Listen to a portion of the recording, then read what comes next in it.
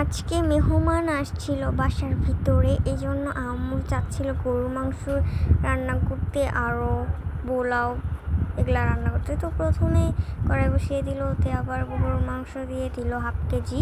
তো এখানে সব কিছু ভালো করে লাড়াচাড়া করতেছিল।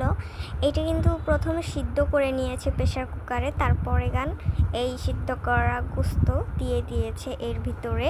তো আপনারা একটু হলো অনেক প্রেশার কুকারে অনেক দিবেন, শীষ দিবেন, একদম 10, 12টা, 20টা, 21টা দিবেন, তাহলে আপনাদের একদম গরুর গোস্তটা মনেই হবে না যে এটা গরুর গোস্ত খাচ্ছেন, মনে হবে সলিড সব গরু, মানে সলিড গোস্ত খাচ্ছেন। আর গরুর মাংস একটু ভালো করে লক্ষ্য রাখবেন যেগুলো একদম ভালো করে দেওয়ার জন্য।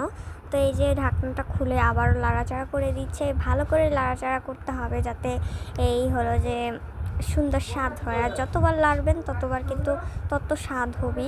আর আপনারা অনেকেই চান যে গরুর মাংসটা ভালো হোক বা করুক, এভাবে আমার আম্মুল্লাকান করে রান্না করলে আপনাদের মেহমান একদম হাত চাইটা খাবে। এত টেস্টি হয়েছিল গরুর মাংস, যেটা আমি 2 প্লেট ভাত নিয়েছি, এত পরিমাণ স্বাদ হয়েছিল।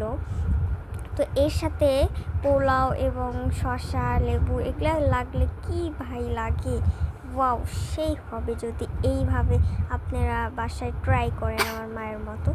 এই যে আজকের ভিডিওটা এই পর্যন্ত, সবাই ভালো থাকবেন, সুস্থ থাকবেন, দেখা হচ্ছে নেক্সট ভিডিওতে। আল্লাহ হাফেজ।